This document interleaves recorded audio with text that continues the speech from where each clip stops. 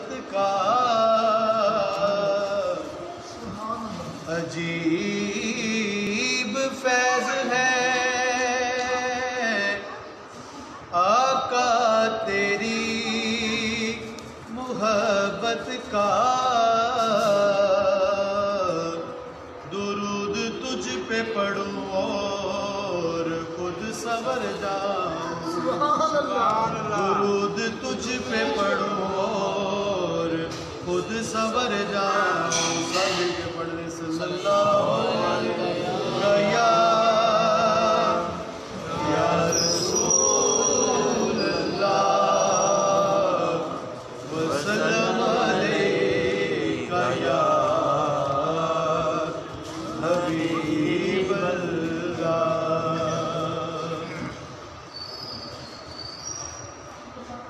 دے تبسم کی خیرات ماحول کو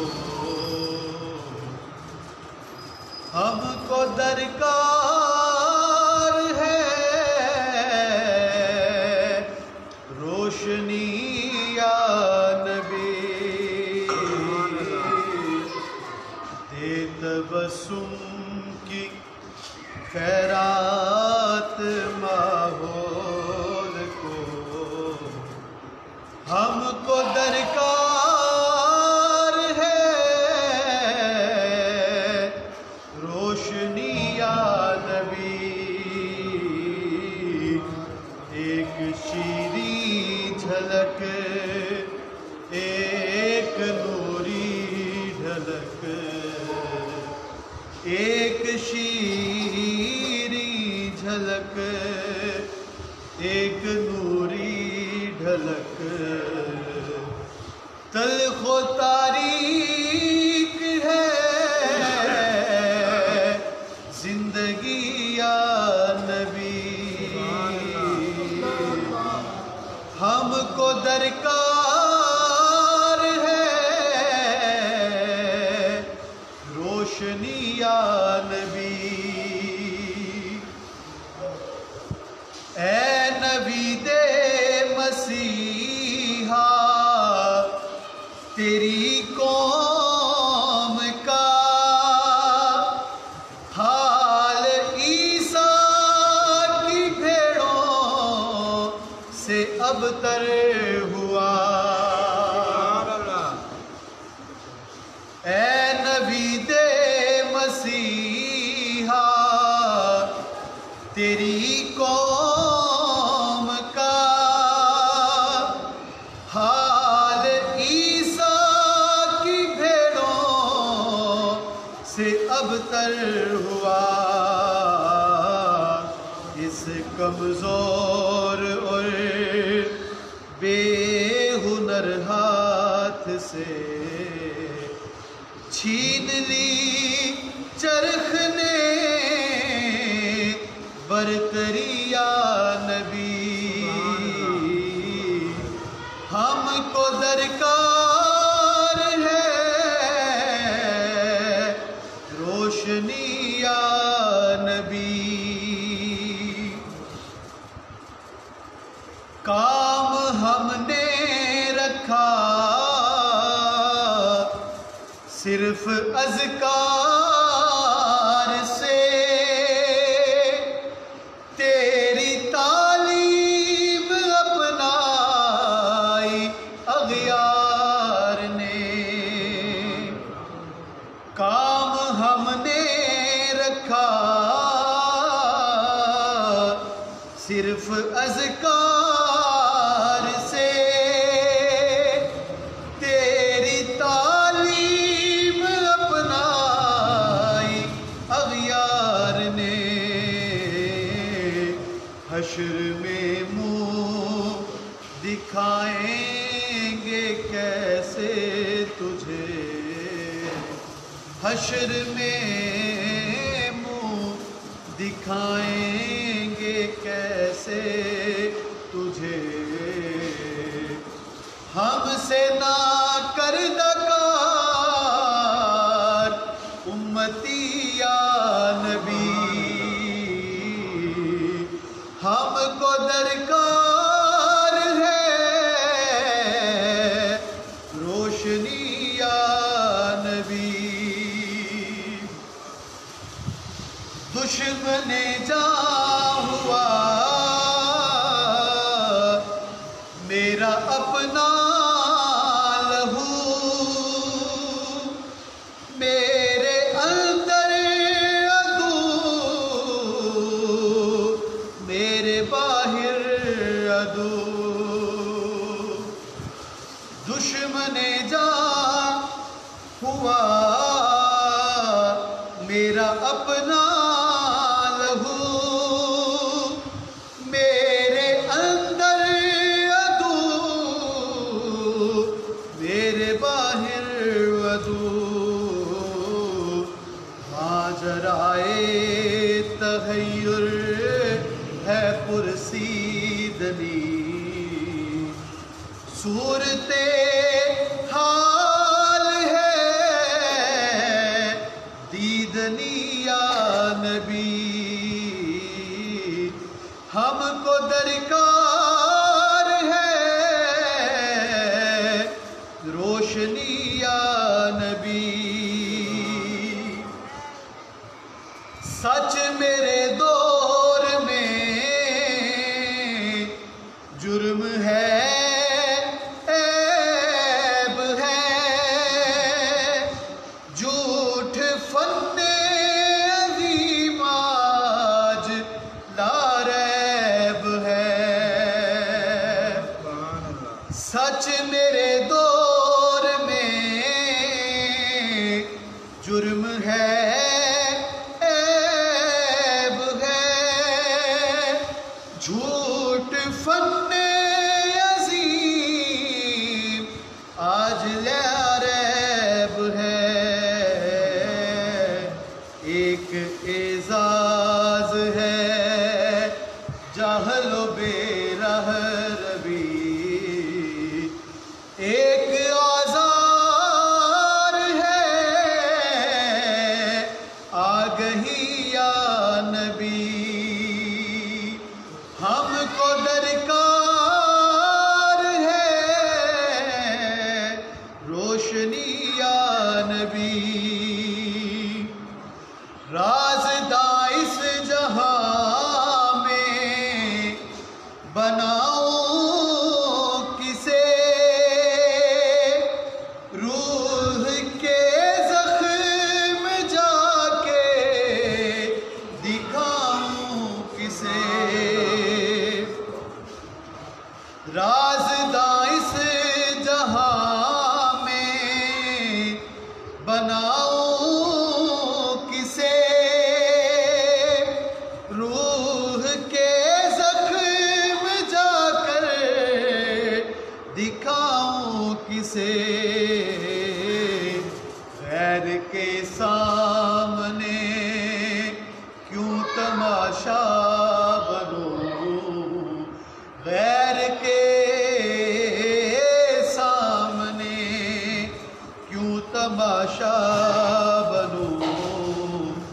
کیوں کروں دوستوں کو دکھیا نبی. ہم کو درکار ہے روشنی یا نبی.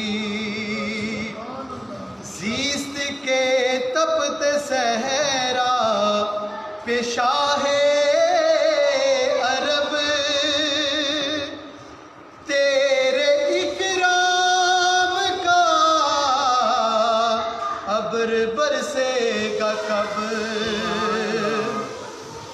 زیست کے تپتے صحرا پہ شاہ عرب، تیرے اکرام کا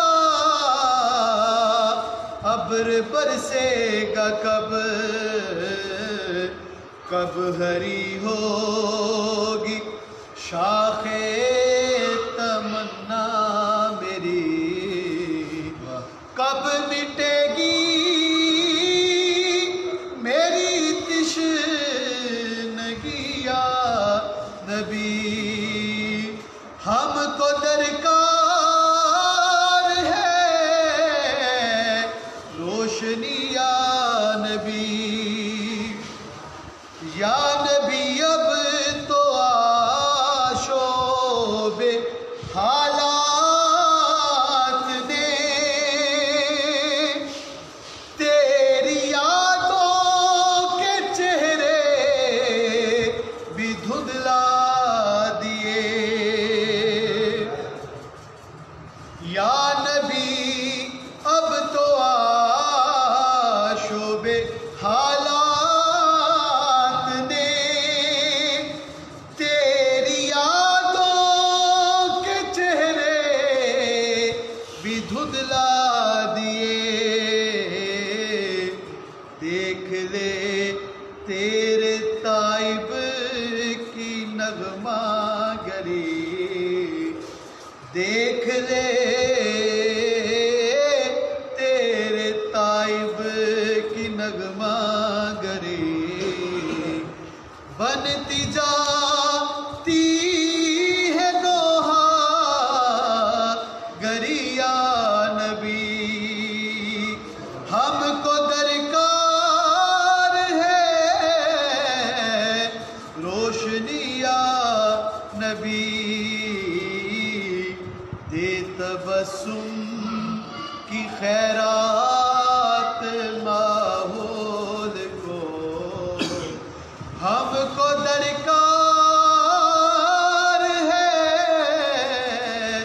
روشنی یا نبی ہم کو درکار ہے روشنی یا نبی الصلاۃ والسلام علیک یا سیدی یا رسول اللہ وعلی آلک واصحابک یا سیدی یا حبیب اللہ الصلاۃ والسلام علیک یا سیدی یا رسول اللہ وعلی آلک واصحابک یا شفیع المذنبین الصلاۃ والسلام علیک یا سیدی یا رسول اللہ وعلی آلک واصحابک یا سیدی یا خاتم النبیین ایک اہم اعلان سماعت فرمائے اگلا جمعہ جو آ رہا ہے اس جمعہ کو بعد از نماز عشاء عظیم الشان تاجدار ختم نبوت کانفرنس آپ کی مسجد کے اندر منعقد ہوگی اور جس کے اندر عالم اسلام کے ایک عظیم نامور خطیب حضرت علامہ مفتی ابراہیم نعیمی صاحب خطاب فرمائیں گے تو ہماری کوشش ہوتی ہے کہ ہماری محافل سادگی کے ساتھ انعقاد پذیر ہو سادہ طریقے کے ساتھ کسی کی خوشامد کر کے نہیں پھر کسی کو بڑھا چڑھا کر پیش کر کے نہیں سادگی ہی بہترین سنت ہے لہٰذا ہمارا پروگرام بھی سادہ ہوگا تو کوئی لمبے چوڑے نعت خوان نہیں کوئی لمبے چوڑے نقیب نہیں ایک نعت ایک تلاوت اور ایک خطاب عشاء کا وقت ہے اور ہمیں اندازہ ہے مزدوروں نے مزدوری کی ہوتی ہے کاوٹ بھی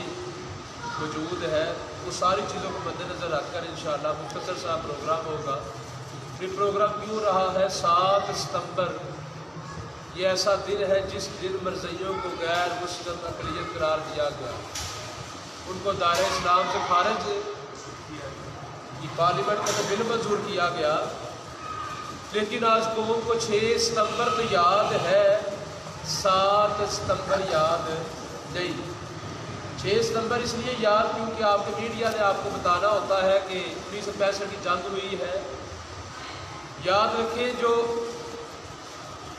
ملک کی دفاع کے لیے جنگ لڑی جاتی ہے اس کی اہمیت فوقیت فضیلت کچھ اور ہے اور جو حضور کی ناموس کے لیے جنگ لڑی جاتی ہے اس کی فوقیت اور فضیلت کچھ اور ہے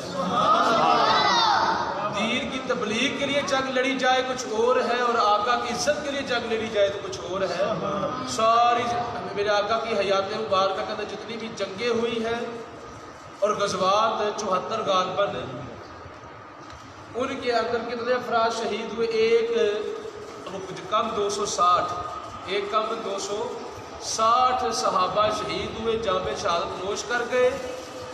किस लिए? अल्लाह को, उसके दीन को बुरूज देने के लिए, तकवीयत देने के लिए, वहदानियत को हम तक पहुँचाने के लिए, तौहीद की महक बुलाने के लिए। एक भी सहाबी के मुकाम को सारी उम्मत के गोश, कुतब, अबदाल, उताद सारे इकट्ठे हो जाए ना, तो सहाबी का जो घोड़ा है उसके पैर को जो मट्टी लगी है, उस मट्टी का मुकाबला वली नहीं कर सकते।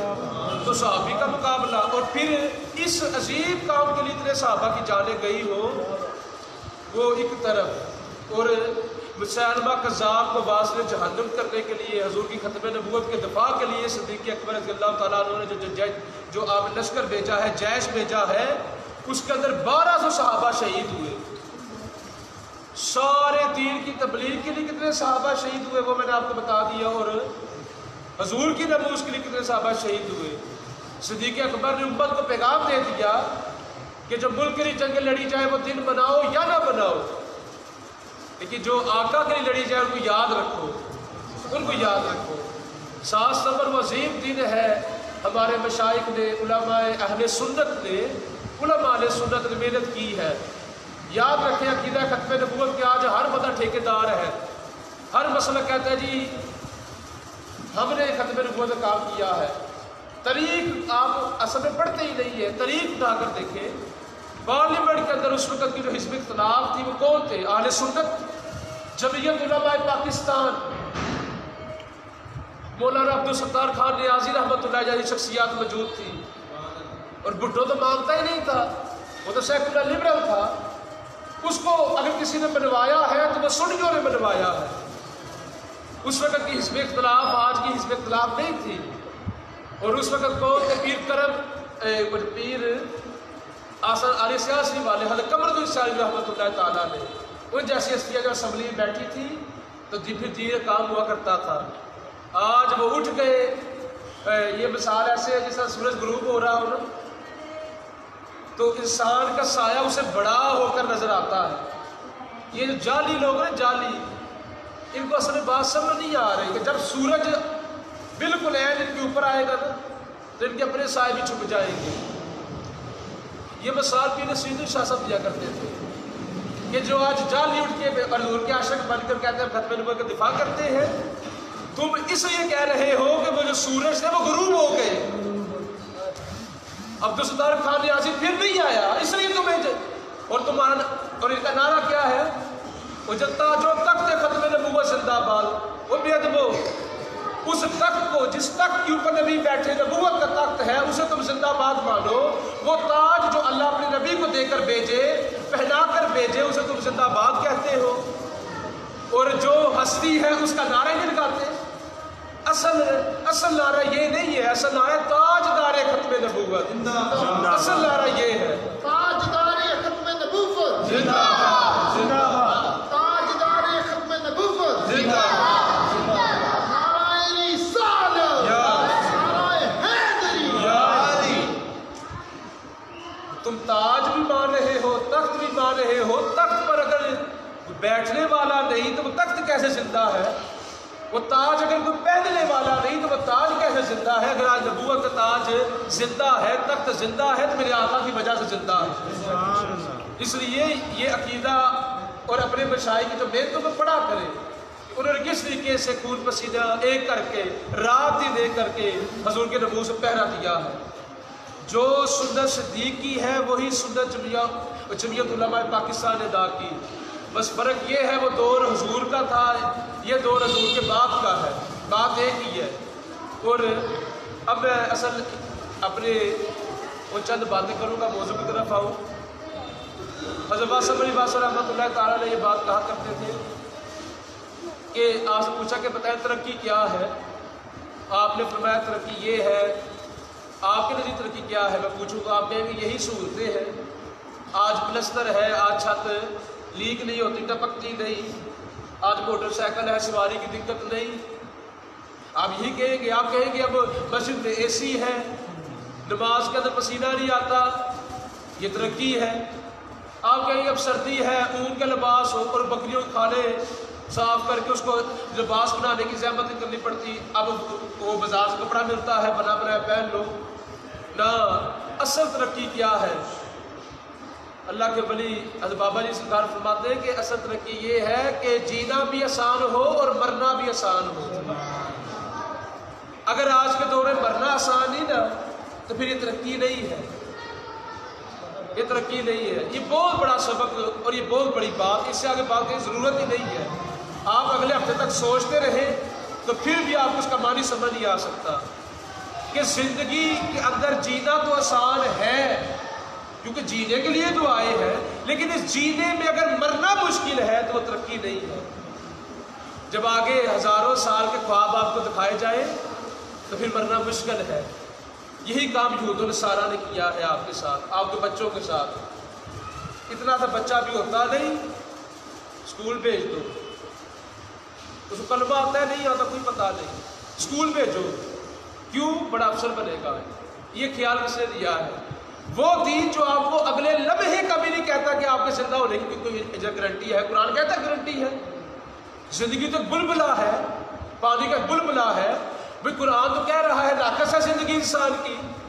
بتاؤ کہ کہیں کسی اللہ کے نبی نے پلاننگ کی ہو، یار کوئی ایک بات بتاؤ نا، فلاں نبی نے 20 سال اگلے کی پلاننگ کر لی، آپ کی حکومتیں کہیں چلتی ہے 100 سال کی پلاننگ کر کے، اور دین آپ کو پلاننگ کا کہتا ہی نہیں ہے۔ پھر یہ نام نہاد فیملی پلاننگ والے بھی اٹھائے، منصوبہ بندی والے۔ 1952 1952 سے یہ لوگ آپ کے پیچھے ہیں کہ بچے دو ہی اچھے، بچے دو ہی اچھے، بچے دو ہی اچھے۔ پر صدقے جائیں ادھر ایک پشاور کے ہاں ایک پٹھان کے 5 بچے ہو گئے۔ اللہ رب العزت نے تماچا مارا ان فیملی پلاننگ کرنے والوں کو۔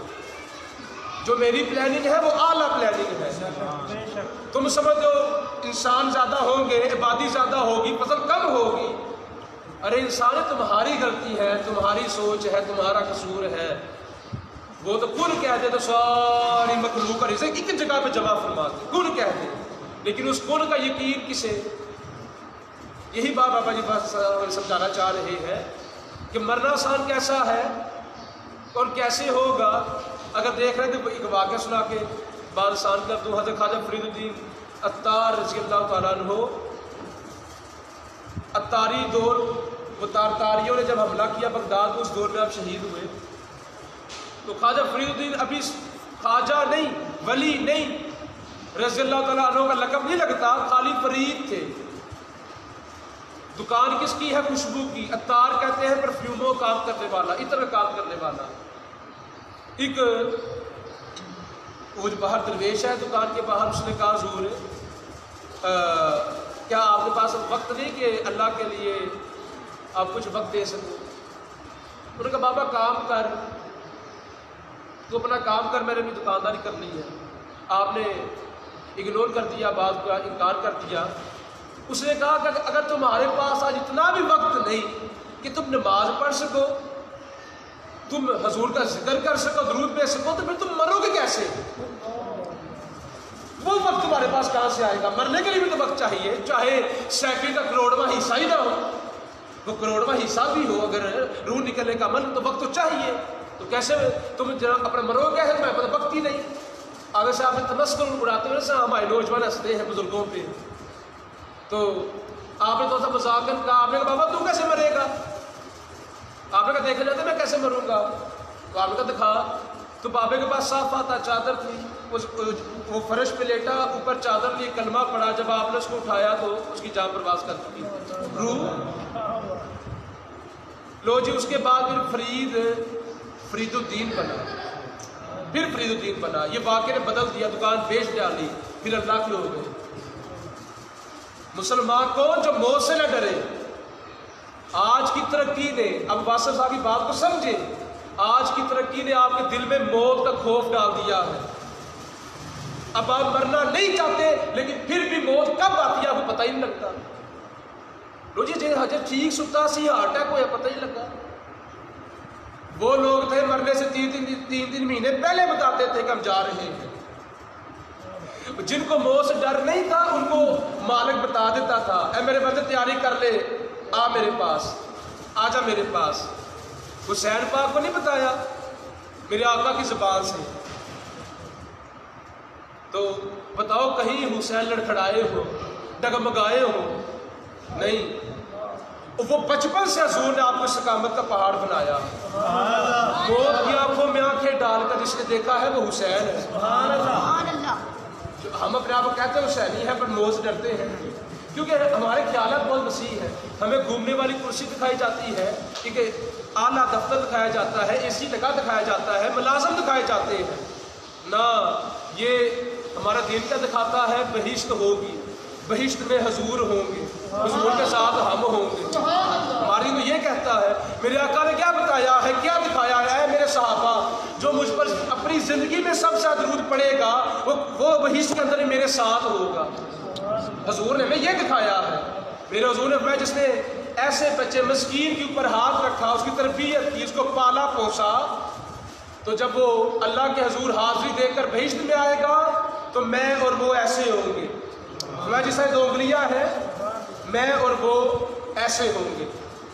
حضور نے تو ہمیں یہ بتایا ہے، اپنا قرب کا راستہ دکھایا ہے. تو آئے ہمیں چاہیے کہ ہم اب موت سے بے خوف ہو جائیں اور یاد رکھیں اہل بیت کی شان اس لیے بھی نرالی ہے کہ اہل بیت کی جو شہادت ہے وہ عادت ہے. جن کی عادت موت ہو نا ان کو پھر موت مار نہیں سکتی، لیکن جنہوں نے مرنے سے خوف کھایا ہے آج ان کا نام بھی نہیں ملتا، نام بھی نہیں ملتا. ایک حسین کے غلام ٹیپو سلطان، حسین کے غلام کی بات کر دو، ٹیپو سلطان رحمۃ اللہ تعالیٰ علیہ، وہ کتنے وزیر تھے جو مرنے سے ڈرتے تھے، آج ان کی قبر کا بھی کسی کو نہیں پتا. لیکن وہ شیر جس کا یہ قول آج بھی آپ سنتے ہیں کہ شیر کی ایک دن کی زندگی، شیر کی ایک دن کی زندگی یہ لومڑ گیدڑ جیسے جانوں کے 100 سالہ زندگی سے بہتر ہے. اگر جینا ہے تو خیالات کے جو زنجیریں آپ کے ارد گرد جکڑی ہیں ان کو توڑ کر جیو. ایک خیال اپنے ارد گرد باندھو، حضور کا خیال، حضور کی آل کا خیال، حضور کے صحاب کا خیال، اس کے علاوہ سارے خیالات کو چھوڑ دو. پھر جب موت آئے گی تو کیسے آئے گی؟ صوفیہ لکھتے ہیں کہ جو بندہ جس سلسلے بیعت ہوتا ہے، شرط ہے مرید کامل ہو، پیر سارے کامل ہیں، سلسلے سارے کامل ہیں، تم کامل بن. جو مرید کامل کے لیے کیا انعام ہے کہ اس کے پیر سے لے کے حضور تک، سبحان اللہ، سبحان پیر سے لے کے حضور تک تشریف فرما ہوتے ہیں کہ چل آؤ چلے. اللہ. پھر کسے پتہ لگے گا کہ روح کب نکلی؟ پھر کسے پتہ لگے گا؟ اور ایک روایت آتی ہے، میرے حضور فرماتے ہیں کہ جو اللہ والا ہوتا ہے اس کی موت کیسے آتی ہے؟ فرشتہ آتا ہے اور اپنے ہاتھ پر کلمہ لکھ کر، تیلی پر کلمہ لکھ کر لاتا ہے اور اس وہ قریب المرگ مرنے والے شخص کے اپنا ہاتھ دکھاتا ہے. وہ جب دیکھتے ہیں میرے یار کا پیغام ہے، کہتا چلا چل. پھر نہ وہ جاڑیاں ہیں، نہ وہ تنگیاں ہیں، نہ پھر خوف ہے. موت یقین جانے پہلے کبھی موت کے حوالے سے ہمارے مسلمانوں کو آج بھی کسی نے نہیں، کسی اللہ تعالیٰ نے کبھی کہا موت ایسے ہوتی ہے، موت ایسے ہوتی ہے. یہ تو اب ضرورت بنی ہے، ہمیں بتانا پڑتا ہے کہ جب گناہ گار کی موت ایسے ہوتی ہے. پہلے جتنے تھے سب موت سے بے خوف تھے. تو اس لیے سچا مسلمان وہ جو موت سے بے خوف ہو. میرے حضور نے فرمایا، صحابہ نے عرض کی یا رسول اللہ ایک دور آئے گا، آپ نے فرمایا ہے کہ میرے مسلمان، میرے امتیوں کے اوپر ظلم ہوگا، تشدد ہوگا. تو فرمایا، عرض کی یا رسول اللہ کیا اس وقت مسلمان تھوڑے ہوں گے؟ آپ نے فرمایا نہیں میرے صحابہ، مسلمان تھوڑے نہیں ہوں گے لیکن دنیا ان کے دل میں بس جائے گی، وہ ذلیل ہو جائیں گے. یعنی کیا مطلب؟ موت کا ڈر ہمارے اندر پیدا ہو جائے گا. تو اگر آپ محفل میں آتے ہیں تو حضور کے صدقے سے اس خوف کو دور کریں. اور شیطان کا سب سے بڑا ہتھیار خوف ہے، یاد رکھیں. شیطان آپ کو جو غربت کا خوف دلا کر حرام کاری کرواتا ہے،